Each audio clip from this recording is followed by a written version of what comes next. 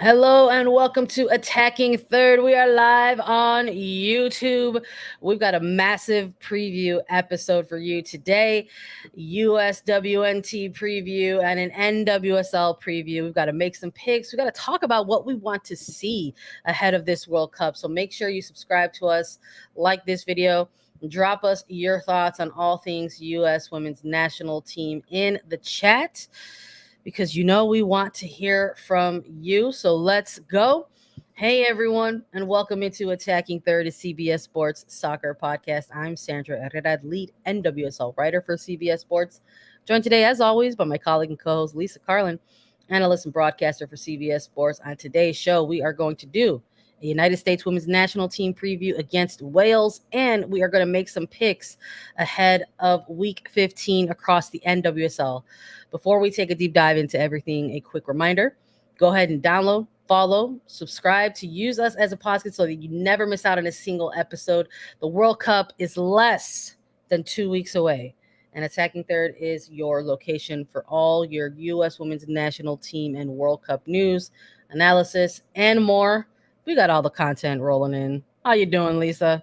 I am so good. I cannot believe that we're talking about the send-off series for the US and that we're previewing their final match before they go down under, before the World Cup starts. This is the final test for these players. This is the final chance for Vlatko Malinovsky to really get a sense of what this team has been building. Yeah, they've been in training, but now this is a public setting against Wales, a European nation, and everything that comes from it. I'm so excited about this. I'm just so jazzed, honestly. I can't wait for it.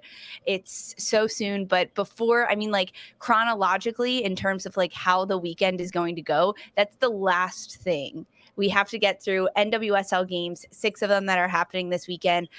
So we're going to talk about all of it, but obviously we're starting with the U.S. because that's what we're really pumped up about. But how are you? How's it That's going? that's exactly where I'm at, dude. So Yeah. thank you for like kind of hyping it up like that. That's how I feel. I feel like, oh, it's finally here. I feel like we've been waiting for this send-off game for quite some time. It's like it's been in the book. They announced it during the previous international window. So right when they were facing up against Ireland during that April window, in that second match, during I believe it was halftime, they put it out there. They're like, hey, here's a send-off Wow. match. It's gonna be July 9th. It's gonna be against Wales. It's gonna be in San Jose. Everything was put out there. So I just kind of feel like we've been waiting for it a little bit since then. And just like everything else, it's here. It's arrived. The send off game has arrived. The World Cup is just a couple of weeks away. And we're excited about it. And we're trying to keep the energy going through that as well. So now that it's here, of course, we got to talk about what it is, what it means, how they got here. We're gonna recap a little bit within the preview, which is always so funny. But we're here. United States women's national team is going to go up against Wales in their official World Cup send-off game. It's going to take place on Sunday, July 9th in San Jose, California. It's going to take place at PayPal Park. They're going to go up against the number 30 ranked Wales in this match. It's supposed to be the first ever meeting between these two sides. And like you mentioned, Lisa, it's a chance to get another crack at some UEFA based competition before they head down under to the Southern Hemisphere. New Zealand, really, where they're going to spend the entirety of their group stage. So let's talk about that a little bit in the build up to this match. This United States women's national team, what are they up to right now? How did they get here? So they've been hanging out in California for a little bit. We actually had an episode not too long ago where we touched on some media day based things for this team, which took place last week. But that's kind of where that's been home base for now Right. before they head off to New Zealand, which I appreciate. We've seen some fun content coming out of U.S. soccer. Obviously centered around a lot of the Stanford players out there. They've been doing some training, and this sort of feels like this is that time where the team is kind of utilizing to bond with each other, form those connections before they take on Wales and head off to New Zealand. Yeah, I mean, so many of the players have talked about that in years past. I mean, frankly, in years past, the World Cup would have been happening by now, would have been almost over at this point, but they pushed it back a month. So the timing in the FIFA world is kind of off a little bit, not in a horrible way, but it is just a little bit off. So when you look at the international windows over the last several months, the United States got together in January, and at that's what the start of the year looked for them, where they played against New Zealand. If we look back and we remember that in January, then they had the She Believes Cup in the middle of February, and then they had a pair of April friendlies, and that was early April, the first week and a half, April 8th and April 11th, where they played against Ireland, World Cup debutantes. But since those April friendlies, the team has not been together. They've been playing 99% of the team, of the 23 players going to the World Cup, 22 of them have been playing in the NWSL. I mean, you look at a player like Julie Ertz, that was the last one to join a team and kind of get things going in the United States with the NWSL. Lindsay Horan, of course, playing overseas in France for Lyon. But ultimately, these players have been separated and they've been dealing with individual tactics on their club team. Bonding with those teammates and creating partnerships on the field with their individual clubs. And they just get together about a week ago, right? Almost over a week ago. Last Monday is when the team flew off and they went to California to start to get that chemistry and bring it together. So you look from early April to the end of June, and this team hasn't been together. There's also new faces that have been called in there. Now they get the chance to not only train together, but spend some like quality time together. They went to the LA Galaxy game against San Jose in Stanford. They went and did a lot of fun things. They do a lot of media day. The media for U.S. soccer has been fantastic with painting and different activities. So it's a lot of bonding off the pitch, which frankly is what these players need because they haven't been together. And now they have to shift their minds from their club teams and everything they've learned there, their role with their club team, and how that shifts, doing a lot of classroom work with the U.S., not only prepping for their opposition in Wales, but prepping for the World Cup and really talking about individual tactics that the team wants to work on and how their role is going to shift moving forward over the next several weeks. So this time for the U.S.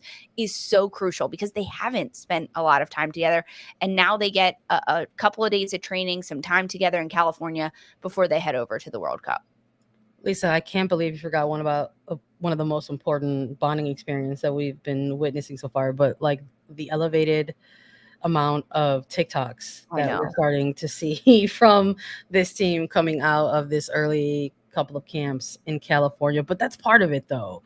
I'm loving it. I love seeing this. It looks like they're just like they're having a blast and they're living in the moment and they're having a good time. And you want to see that as well. I feel though things are about to take a little bit of a shift. I just there's something about this national team. It's the way this program has been built from the beginning. I think with a game day right around the corner, things get a little bit different, perhaps for some of the players as they get closer and closer in these preparations to the actual kickoff. And here it is. It's the send-off game. What we heard out of media day, Vlatko Andonovski and the coaching staff absolutely want to utilize it as a game of preparation. That supposedly this is not going to be a match in which they're still gonna say we can try to like get some last minute evaluations in here. Let's take a look at player A, B, or C in this half, and in the second half let's look at X, Y, and Z. So perhaps there might be the possibility of getting a look at what could be an ideal starting 11 ? Right? These are all things that we're curious about heading into this match, because it's just one. That's the other thing too. I think something else that we have sort of noticed around this month is a lot of national team programs have been playing some I guess it could be considered send-off games or last minute friendlies to prepare for this, and that's part of what has built up the anticipation, I think, to this game. It's like, okay, so when is the US going to play theirs and how far away is it, etc. We were just talking about England going up against Portugal.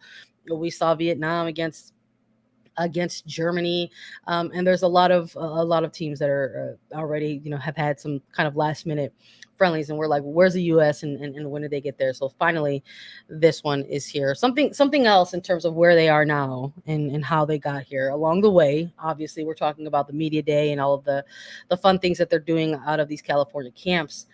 But it's the 23. It's the 23 of them who are going to this World Cup. We did our roster reaction when it dropped to talk about all of the 23, to talk about some of the surprises on this roster, to talk about maybe the non-shocking players who are on here. Let's run it down for folks who are joining us today, and perhaps you're unaware of the 23 who will be representing the United States moving forward.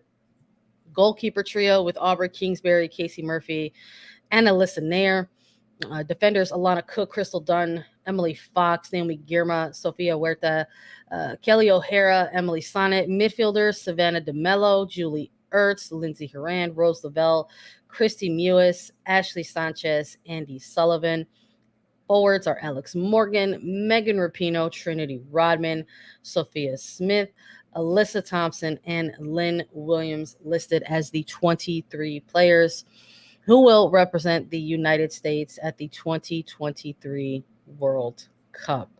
So when we look at these players, strong roster, healthy roster, all of the above. Yeah, I think that it's definitely a strong group that Vlatko Andonovski has chosen. I mean, we talked about it when the roster came out, about the players that are missing from this, maybe some question marks as to why these players are in here, but there's nothing that could have been changed at this point, right? Changes to bring in different players needed to be done prior to, I would say, the April friendlies, and that's happened. I mean, you look at someone like Savannah DeMello, the only or the player here without a cap, right, for this United States women's national team. She was getting called in for her play with Racing Louisville. I think in terms of injuries and health in this group, it's unfortunate, but that's why we don't see a number of big names. Of course, the big ones that have been out for a little bit: Katarina Macario, Mallory Swanson, Kristen Press, those players. And then most recently, it would be Becky Sauerbrunn, the captain and the center back. But the health-wise, I mean, Rose Lavelle is one that we haven't seen play since April. She is training. She was training with her club team in the NWSL OL Reign before heading off with the United States. She's continuing to train. I think when you look at some of the injuries, I think Kelly O'Hara is another one that some people have kind of circled, but she was getting back and getting minutes with Gotham FC. It's interesting to see kind of where this group will go. Megan Rapinoe, another one that was dealing with injuries over the last couple of months, but I think it's a good group, a strong group. And the players that have been called in before and been to a World Cup before, they're going to have to use their experiences from prior times to kind of teach the younger ones, teach the players that are headed to their first World Cup, because there is a number of first-year World Cup athletes on this roster that is going to have a lot of good and bad in being a first-time player going to a World Cup with so many young ones and new ones. It's the turn of a page for the U.S. for sure. I'm eager to sort of see how it looks and how it feels. I think I mentioned this in our first reaction when we were taking a rundown of the 23 players initially, but I think that's something I would like to see them lean into. I think having 14 first-year players going through this experience, I think they could kind of flip the script a little bit and maybe utilize this as a bit of an X factor moving forward.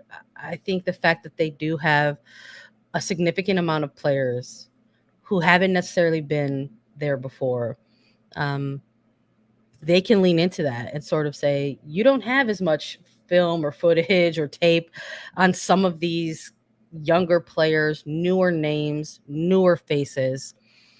And the opposition might have a hard time scouting that. And I think that could be something that they can lean into. And I want to see it. Like, I would love to see it. I think all of what's happening right now, like all of the fun stuff, the TikToks, the dance, like everything that we're seeing right now, it's all very good vibes and fun. And I think there might be a certain contingency out there that might look at that and say, well, that's unserious. No. But I think I disagree with that. I think there's going to be plenty of people out there who think that they're unserious. Yeah, no, I'm agreeing. I'm I not agree. saying that I'm not saying we're saying that. I'm saying that there's going to be a contingency out there that look at that and say that's an unserious team. I agree with you on that statement, but I disagree that is unserious. These players are. No, I'm not saying, but I'm not saying that it's unserious. I'm saying I disagree with those people that say that. I mean, these camps are incredibly long. It's like think back to like being in summer camp. You can train so hard, but now these are professionals, but you have so much downtime, and that's how you build team chemistry, dancing together. That's how you build bonds and friendships. And I guarantee you that they need to turn off at least for a little bit every single day of what they're doing and being so hyper focused. When they're in those meetings, they're taking notes. They're so hyper focused on the notes that are being said to them and the direction that's being given to them, because they only get one chance to go to a World Cup, these players at this point. They only get one chance to hear what the coaching staff has to say in preparation for Wales, in preparation for Vietnam, Portugal. And you have to be able to absorb and soak it in every single chance. And if doing a TikTok dance is a little bit of an outlet, go for it. All day long, build that team chemistry. I want it to be like the silent killer. Like, I want it to be like they're having like such a good time and like kind of carefree perspective about it that it puts the opposition in a false sense of security. You know, I that is what I want to see them lean into. So I want to keep seeing this team still have fun, have a good time in their build up, in the preparation for the World Cup, because I think it can be a bit of an X factor that I don't know this team has necessarily had before in the past. I think when we look at this team going into a massive international tournament, whether it's an Olympics or World Cup, I think some of the X factors that have previously been there around this program are the fact that, you know, they were a top ranked team. They were often the reigning, gold medalist or reigning World Cup champion. And some of that is true in this tournament, but what's maybe less true is that even though they're the number one ranked team, there are teams out there who are also ranked alongside them within those top 10 teams that have even gone on record and said that the United States is no longer that team to be feared. And that fear factor was kind of an element that was there before in the past around this team. The whole concept of, fitness levels and athleticism, all of that was part of the fear factor around this team. And if you have conversations with other national team players, some of those things no longer exist as the X factors for this national team program. So I want the good vibes, the good times, the TikToks to be that X factor. I want them to lull their opposition into a false sense of security, as if they're just some happy-go-lucky young kids. And then once they take the pitch, they absolutely wreck. I like that. I think that could be a possibility. Honestly, I do. But so many times we hear players talk about getting into camps, whether it's Olympic camps or World Cup camps, and deleting social media or not being able to go on it. So I think that there's going to be a fine line for some of these young players to continue to create TikToks and have fun and have that creative, expressive outlet that they have, while also maybe blocking the comments or not reading them, right? And trying to keep the haters out and not hear what the critics have to say about them. But I think that this could translate to some on-field goal celebrations, right? Like, they're doing these great dances. They're coming up with inside jokes. Yes. That's going to make for the good celebrations, the memes, the GIFs that happen all throughout the World Cup, for sure. I love it.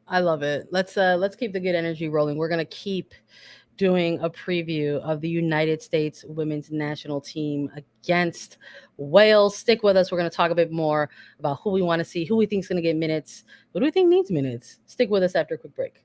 You going to start the engine sometime soon, Erica?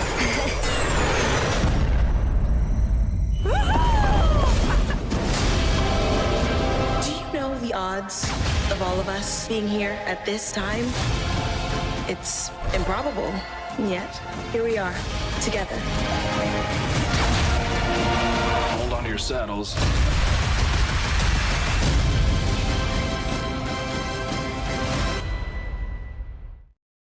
All right, United States women's national team are gearing up to face off against Wales. It's going to be a good match. I think Wales is looking at this match as a real opportunity for themselves as well as a program. They are, they fell just short of qualifying for the World Cup. They're going to be one of many nations, having to watch this from home. So the fact that they get a chance to get another run out there as part of a build up to a World Cup, I think they're going to lean into that as well. Yes, they are a 30 ranked FIFA team overall, but they named their roster already last month, pretty early as well. I think right around June 22nd. And they've got some familiar faces on the roster that folks might be familiar with. They named back in June, of course, to that roster included Jess Fishlock of Lorraine, probably the most iconic player at this point for Wales moving forward. But Angar James is on this list as well, someone who had spent some time in NWSL. But lots of players across this roster that you could see that are tied to teams in England or Women's Super League teams as well. If you're joining us live, again, one of the perks of subscribing to Attacking Third is that you join us live and we get all of these cool graphics for you up on our YouTube videos, so you could take a look at all of the players who are going to participate with Wales. But from top to bottom, I think with goalkeepers all the way through to forwards, there are maybe some players here that could cause some individual problems for the U.S. women's national team. I think maybe there is a question mark, though, around Jess Fishlock in this match. We just finally got to see her get some minutes with All Rain after being sidelined with a little bit of a lingering injury. Yeah, I think we could see her step up into this camp and get minutes, right? I think it's a really good opportunity for her to play against the United States. As you mentioned, it's the first time that Wales and the U.S. are going head-to-head. With this Wales side, the fact that they're playing outside of Europe, that's the first time that they're doing it, and they're going up against four-time world champions. When you look at that, I think for Jess Fishlock especially, she wants to get out there and she wants to get minutes in California for this match. I don't think a full game just based on return to play and minute management for Jess Fishlock, but I think we'll see her for sure get minutes. But yeah, there's a lot of good players on this list that can come out and make a splash. As you mentioned, with this Wales side, they just barely missed qualifying for the World Cup this year. It was a single leg match that they ended up losing in the second round of the UEFA playoffs. It was 2-1. Switzerland defeated Wales, but it was a close one for them as they tried to break through with that. And that's kind of, when you look across like the other nations, of course, going to the World Cup and who they're playing and the preparation for them, I think that's kind of interesting to see that who the United States could get, frankly, to come to them in the United States before going to a World Cup. And that's probably why it came down to a Welsh side that they get to play against, which I think is good competition. Any opposition, as you mentioned right before the break, Sandra, there's not this doom and gloom fear to play the United States anymore. It's a bit of a challenge. It's a bit of an opportunity for nations to go out, keep them scoreless, hold them to one goal, whatever that may be, get one in on the Americans. And I think that's kind of the energy that this Welsh side is going to bring against the United States on Sunday for sure. All right, so we're chatting a bit about this Wales side and who we might see and who are some players that, we're curious about, getting some time on the pitch against the U.S. women's national team. So let's pivot back to the home side here and talk a little bit about the United States. Mentioned Vlatko Andonovski during media day, was asked about this specific send-off game.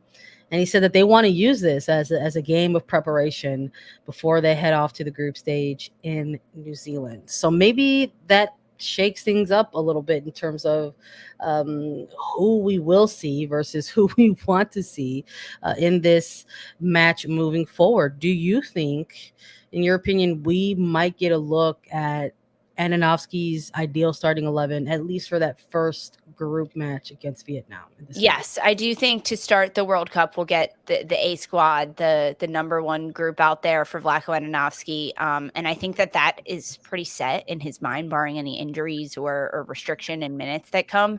However, when we look at Wales versus the United States, I don't think we're going to get the A team to start. I think that he's going to have a little bit more rotation, get players minutes that really need them, and maybe conserve some of the players that don't need minutes. And I'm going to be really frank with you. I don't know what that looks like for a Rose Lavelle, a player coming back from injury.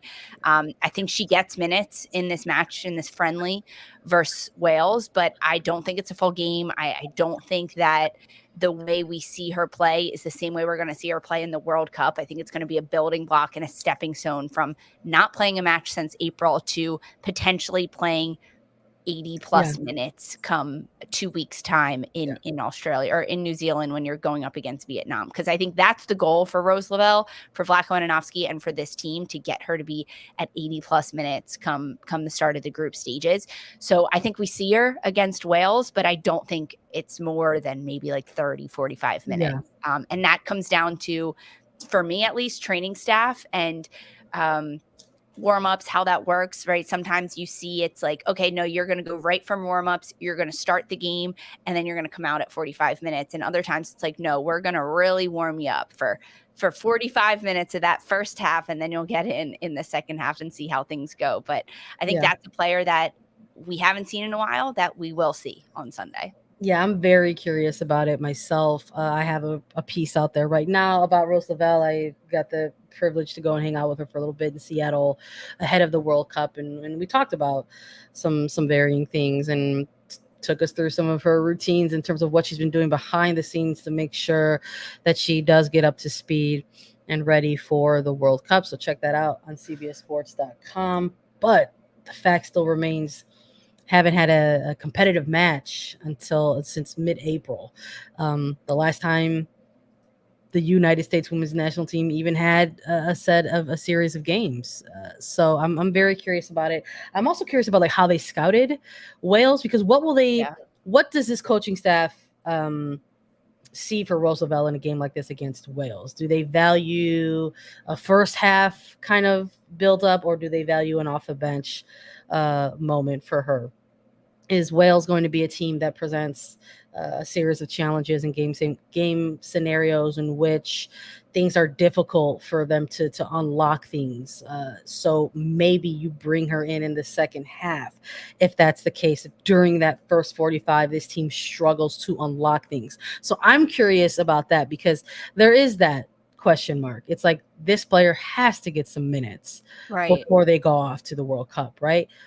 That's like the most obvious question. Yes. I think how they're going to look, I think, is that sub question within this one. I agree completely. I want to ask about the goalkeepers though, because we have 3 goalkeepers called in. Alyssa Nair, who has been the number 1 keeper for Vlatko Andonovski in this U.S. side for a number of years, but she's struggling a bit with her club team in Chicago Red Stars and really not looking like she's in top form. Now, it's a different ballgame when you get into the national team. Who knows the form right now for Nair? But then you also have Aubrey Kingsbury and Casey Murphy, 2 players that are headed to their first World Cup, under 20 caps for both of them. Kingsbury only 1 cap, but in my eyes, Casey Murphy is kind of in that second keeper role. Do we get to see time from Casey Murphy in this game? Is Alyssa Nair getting the start? What do you think is going to happen between the goalposts? You know, I don't think Kingsbury gets minutes in this game. I think I would even venture to say that, like, hey, whoever gets this game in post is going to get that first game against Vietnam. So if it's Murphy in net, I guess they're riding with Murphy. If it's Nair in net, they're riding with Nair. So I'm curious about it. I think, it presents a little bit of a kind of a champagne problem as well. Yeah. I think the fact that you have 3 goalkeepers that you're taking to the World Cup, that you still have this question around in the send-off game, I think could be a little bit of like I said, champagne problems, and like, who is it going to be? I think at this point they've got a couple weeks here that have built up to this World Cup, where they're just trying to establish the camaraderie and the confidence. And I think that obviously is going to include the goalkeepers as well. But I think coming into this send-off game, they actually have all had an elevated rise in form, and I would include Alyssa Nair in that, despite the very early struggles that the Red Stars' overall defensive structure had within probably the first let's be generous here, like first 6 to 8 weeks of the season. The final 4 weeks that she had building up into this, I think she had much better form. So I don't know. There's some folks I see in the chat, giving their opinions about the goalkeeper position, and maybe Nair does start and Murphy comes on in the half. I don't really like that though. I think you need to pick a goalkeeper, whoever it is, whoever the coaching staff decides, they need to give that goalkeeper that game, and that's it. I think it's I don't want to see a split 45. Yeah.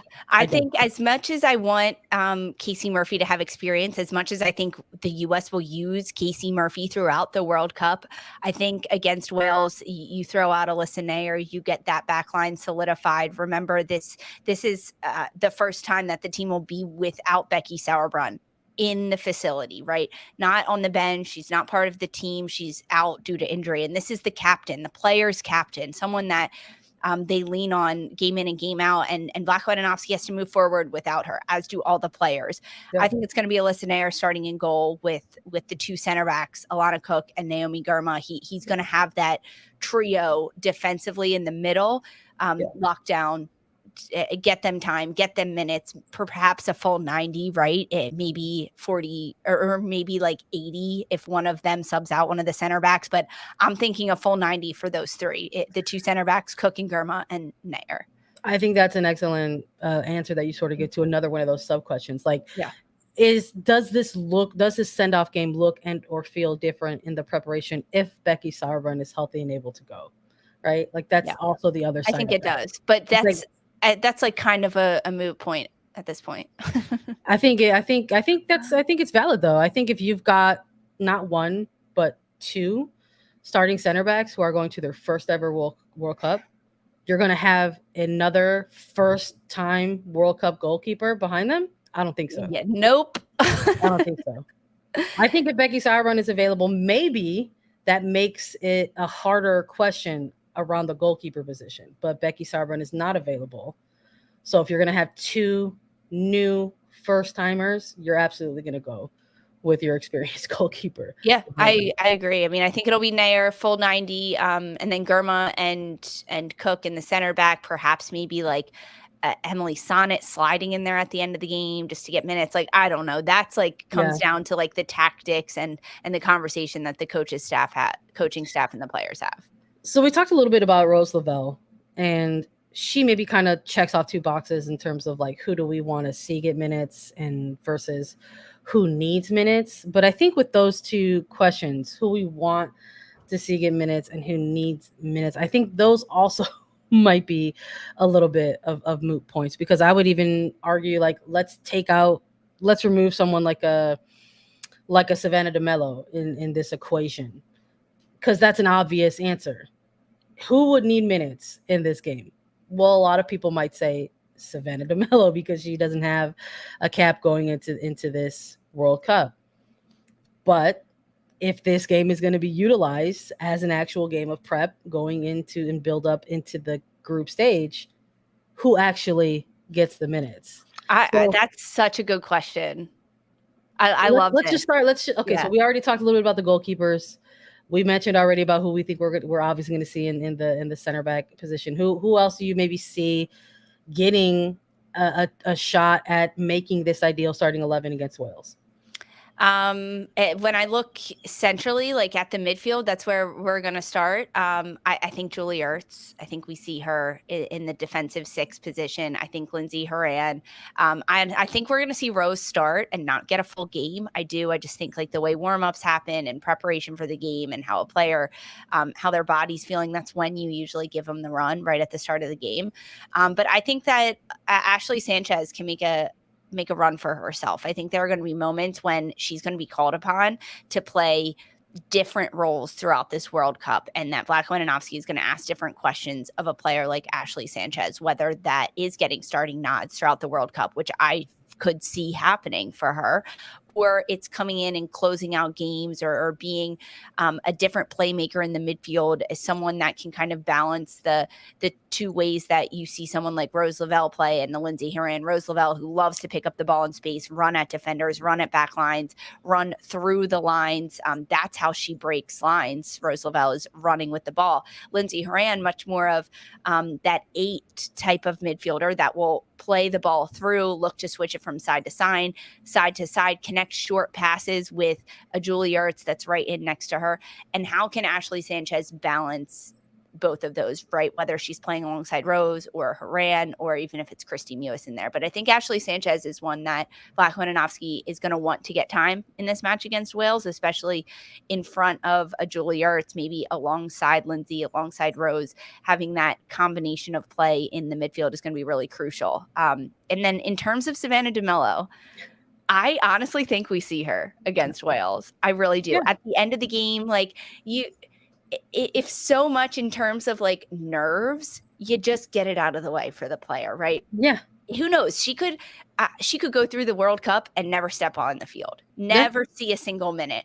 However, if the moment comes where she gets to play in the World Cup, I don't think you want that to be her first cap. I just don't think that nerve wise, emotionally, it's good for a player when you have this send off game, when you have 15 minutes at the end of the match, right? Say he gives Lindsay Horan a 75-minute game.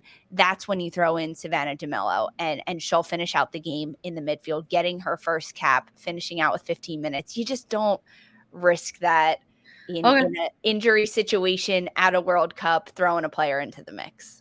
No, I don't disagree with that. But there's still a part of me that wonders if she is going to get those minutes. Look, I think that's what I'm also looking at in this game. The seriousness of it all, how serious is not just the players, but both the coaching staff and technical staff as well. Gonna view and game plan for this match against Wales. So I would love to see DeMello get some minutes before going off to a group stage with this team, but I really don't know. And I don't know. I think the other question of that is it going to be longer than 15 minutes or shorter than 15 minutes? How does that window look for this player moving forward? But we're talking about players that we might see on both sides of the ball in this game. We're talking about what we would like to see, who we think we need minutes. So let's finally just close it out. Let's make a pick. What's going to happen in this game? Who do you think is going to end up on the scoreboard? Do you think this might end in a draw? That's also possible too. What do you got in this one, Lisa? I see the U.S. winning, taking the win in this one. I want a shutout from them. I think a shutout will be really, really crucial for whoever's in goal. I'm going to say Alyssa Nair, but really crucial for Girma and Cook, the center backs. I think they're going to kind of hang their head on that. As a former defender, you do pride yourself on shutouts, no matter if it's your fault, if it's not, right? You are proud of a shutout, and I think that's going to be really crucial and a goal for these center backs. In addition to maybe playing out of the back a little bit more, connecting with Ertz really well, having good triangles, 1-2 touches, making clean, crisp passes. It's going to be an emphasis for Girma and Cook. In terms of score sheet, I want to see Alex Morgan get a goal. I think she's going to be crucial for this team throughout the World Cup. I think she could be a starter heading into this World Cup and throughout of it. So I want to see her kind of start off on the right foot with her 4th World Cup, get a goal in the send-off series, and keep the train running. I think Smith as well. The players that I want to have big World Cups, and that the United States needs to have big World Cups, it starts now in this send-off game, and that there's a lot of pressure on Sophia Smith, but hey, that's how diamonds are made, with pressure. And I think that Smith can handle it. I want a couple from her in this send-off game. I'm with you. I think in terms of the defensive responsibilities, they want that clean sheet. They want to go into the group stage with that. They don't want to concede. So I'm with you. I want a clean sheet from them. I want it to be 0 on one end, and on the other side, I'd like 2 goals. Look, I think it might even possibly be even more narrow than that. Maybe it is a 1-0. We saw that come out of the April window against Ireland. It was tough for them to unlock some things and finally get the ball in the back of the net. So I think this one will be narrow as well. So I'm looking, I want a 2-0. I don't know if we're going to get a 2-0. Hopefully we get a 2-0, and I want to see goals from Smith and Williams. I want to see a front trio of Morgan, Smith, and Williams. I think this is the trio that you try to really build around moving forward into this World Cup. They have excellent options in the forward core, whether it's Morgan, Williams, Smith, Rodman, Thompson, etc. I think there's excellent options here. But I think as far as your usual suspects, the trio that you want to get rolling, cohesive, building that chemistry, I want to see Williams, Smith, and Morgan. I mean, those are the three going forward, right? Like in terms of like a team, at least for me, that it's Alex Morgan, Lynn Williams, Sophia Smith. Those are the three starters going forward throughout the World Cup.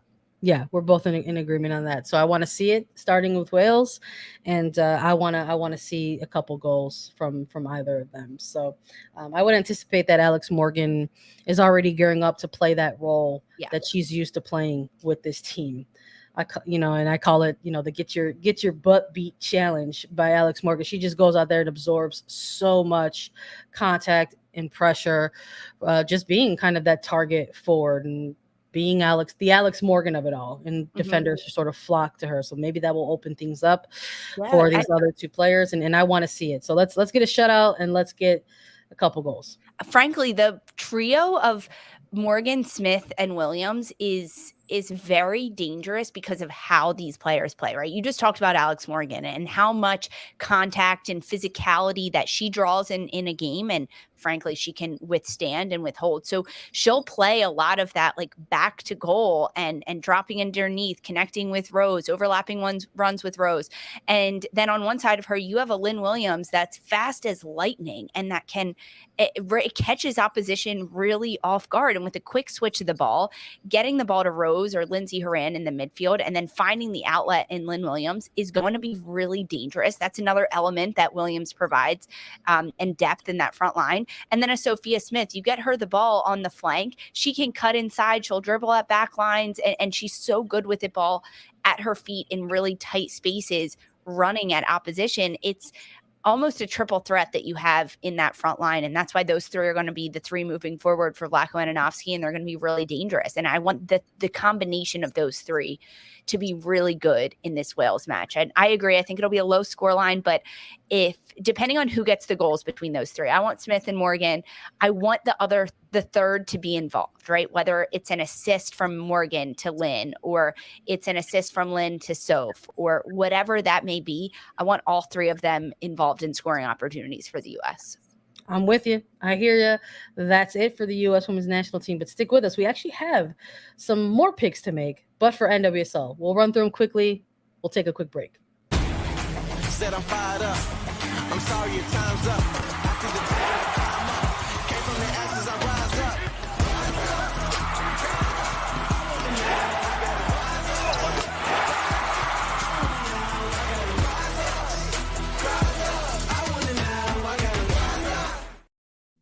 All right. There's still NWSL action taking place this weekend, coming on up. It's week 15, but let's not act like there might not be a little bit of senioritis. There's a break on the horizon as well in regular season play. There will be some Challenge Cup matches that take place over the course of this World Cup period. So we saved the picks for NWSL for last. So stick with us. We're gonna run through these and make our predictions of what we might see in the final weekend of regular season play before a break happens for these club in the regular season. So let's start with Orlando Pride versus OL Reign. This one is going to kick things off Friday, 7 p.m. Eastern. Let's take a look at these two teams. Orlando versus the Reign. Do you have a winner or a loser? You got a draw, Lisa? I have a draw in this one. OL Reign, they're coming off a 2-2 draw in which they came from behind against Racing Louisville last week and ended up splitting the points. That's their their second draw in their last three regular season matches. They're also without Jess Fishlock during this international break, who we did get to see last week. Of course, she's with Wales. We just talked about her in the first 40 minutes of this episode. So with that being said, Orlando, they're coming off a really massive on the road road 3-0 win over Washington Spirit. This game is going to be played at home for the Pride. I think it'll give them a boost, but it's going to be hard for them to kind of stay on track of 3 goals in that situation against a tough OL Reign backline. So I'm going with a draw between these two sides. I respect it. Coming out of the gates early with a draw. I want to go the other way. I love what we're seeing out of OL Reign this season. We talk a lot about the depth and flexing things, and I think we're going to continue to see that moving forward in this game. I want to see Elise Bennett with another strong performance. I want to see Headers FC, Balser and Bennett connecting once more. I'm going to go the other way. I'm going to go Reign with this one. I think they're going to walk out with a win. I think it might be narrow, though. It's tough. Orlando's been kind of streaky for me. They could surprise you, and sometimes they could surprise you in a not so good kind of way. So I'm going to go Reign in this one and say they finally break through and crack and get through all 3 points.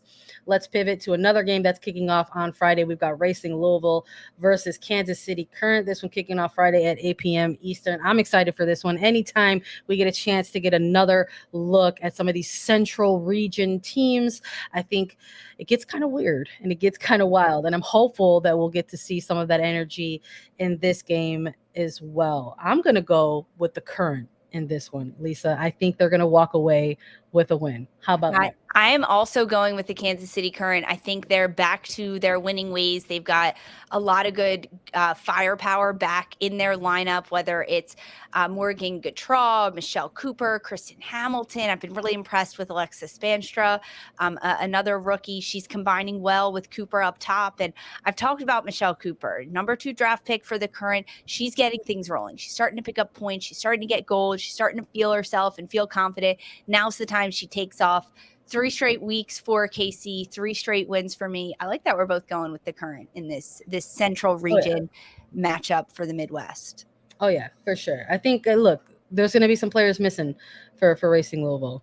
I'm mostly thinking about Savannah DeMello in this one, but the Current are showing that they're getting some of their pieces back, and they're also showing that they're about to be that second half team again. So they're starting off strong, I think, for this second half of the season. And I think they want a win before they go off on break. So we're both going Current. Let's pivot to Houston Dash versus Chicago Red Stars. This one also kicking off on Friday at 8:30 p.m. Eastern. We got a triple header to begin week 15. Houston Dash versus Chicago Red Stars. I'm going Houston in this one, Lisa. I like the play out of Chicago. Of course, I'm rocking my Chicago hat right now, but if there's one thing I know about Chicago, it's tough for them to play away at Houston. So maybe this one's going to be a gritty grinder of a match, and maybe they have enough for a draw, but something about playing in Houston always comes back to haunt this Red Stars team. And honestly, if I'm the Dash, you want this game. You need to want this game. They've been hovering in that 7th seed for so long. They have been struggling to finally leapfrog and make that jump into the upper half of the table. They absolutely need to look at this game as that opportunity, and I hope they do. So I'm going Dash in this one. I like that. I could have seen this one as a draw. I thought you were going to pick it as a draw. I like to pick for you and for me, and then see where I land up for you. But you did not pick a draw. You went with Houston. I'm also going to go with the Dash in this one. You're exactly right. Houston's been hovering in the middle of the table. They were 3 straight draws heading into last week, and they lost on a breaker of a 1 goal to North Carolina last week. And the defense for Houston has been tremendous. They're one of the stingiest. They are the stingiest in the league. Jane Campbell suffered not getting that clean sheet last week, and it hurt her. Now, good news for Houston. They didn't get a red card last week. That's the first time that's happened in 3 weeks where they didn't suffer a red card. So they'll have Katie Lind back, Natalie Jacobs back. Their center back pairing is back for Sam Lady and this Houston side. They're playing at home. They play pretty well at home this year because it is really hard for opposition to come in with the heat and the humidity and play against this Dash side. And although Chicago is coming off a win last week, they got a 1-0 win over San Diego Wave. It was massive for them. I don't think it's going to carry through this week. And frankly, I think Houston's pretty pissed off about last week's North Carolina 1-0 loss that they couldn't pull out. So I'm also going to go with Dash in this one. All right. I feel that. I like that we're both going Dash. Let's pivot to Saturday, finally. The headliner, the one and only San Diego Wave FC versus Washington Spirit, the Soul game on Saturday, kicking off at 10 p.m. Eastern. I got to say, I kept this one as a draw, Lisa. I just don't know if there's going to be enough from either side to finally pick up a result. San Diego coming off of couple of tough losses. They're on a losing streak in this regular season so far with 3 games gone. And the Spirit looking like they're still trying to figure things out with so many of their key players gone for the international window here with the World Cup coming up. I still think they're going to have another week where they're trying to figure things out. And I think it's going to translate to a draw on the pitch. How about you? I mean, Sad Dingus in our chat right now saying, I have no idea which way this game goes. I kind of get it. You're going with a draw. Both of these teams on a skid, as you mentioned, Spirit coming off back-to-back losses. San Diego, 3 straight losses, a draw before that. In their last 5, they've picked up 1 win. They've got to get back on the winning side and the right side of things. And I think this is the week for Casey Stoney and the San Diego Wave side. They've had 2 weeks now where they've been without their U.S. internationals, where Danielle Colaprico has kind of found her way in the midfield, playing with Doniak in front of her, Shaw, whether it's Amira Ali or Rachel Hill in that front line. And I think Amira Ali is going to have a moment. She can have a moment during these next few weeks. Now's the time when she steps up, she kicks it into gear. They're going up against this Washington Spirit side that's without their starting goalkeeper, missing some key pieces in the midfield that they have. This is going to be an opportunity for San Diego to turn the script around. After 3 straight losses, they've got to pick things up. Now's the time for them. I'm leaning on them. I've also been impressed with goalkeepers and the back line that they've struggled with. And Kaylee Reel, now is when she can really step in and own this back line after a lot of changes, missing Sheridan and Garma in the back line. So I'm going to go Wave. All right. I like that. Look, let's take a look at Sunday. We got a doubleheader. Gotham FC versus Portland Thorns. Portland on the road in this one. This one kicking off on Sunday at 5:30 p.m. Eastern. I got to say, I kept it real. I wanted to pick a draw for every single one of these games this week. I'm not going to lie. There's a little bit of senioritis that comes into play when you know you have a break right on that horizon. Ourselves included. And we're just kind of like, hey, maybe we just might see a little bit of like, let's clock in, get in there, and get out. I think I'm going to go with another draw in this game, Lisa. I can't help it. When I look at these two teams, again, figuring some things out with some players missing along the way. Gotham kind of streaky for June, going into July as well. Who is going to be that player to step up and kind of grab the moment, right? Grab the opportunity in players missing. I don't know if we've seen that just yet. And I'm also looking for that in Portland as well. So I think this might be a draw. I see a draw for sure. I mean, you're exactly right. Across the board, these could all be draws, and that would be just a heck of a historic weekend in the NWSL Week 15. I'm going Gotham. I think Abby Smith in goal for them has done such a good job. I think she keeps it this way moving forward with the shutouts that she's been getting and not letting goals in. Morgan Weaver has been amazing for Portland. Can she keep that going? Can she try to get on the end of things and be consistent, right? That's what I want from Morgan Weaver. But I think Abby Smith's going to keep everything out, so which could make it a draw. I'm not going to lie there. However, I'm going to go with Gotham because you're picking too many draws, and I just have to stick with a win on this one. I'm going to go Gotham. All right, I respect it. Well, I got a different result for this last game. Angel City FC versus North Carolina Courage. This one closing things out on Sunday at 8 p.m. Eastern.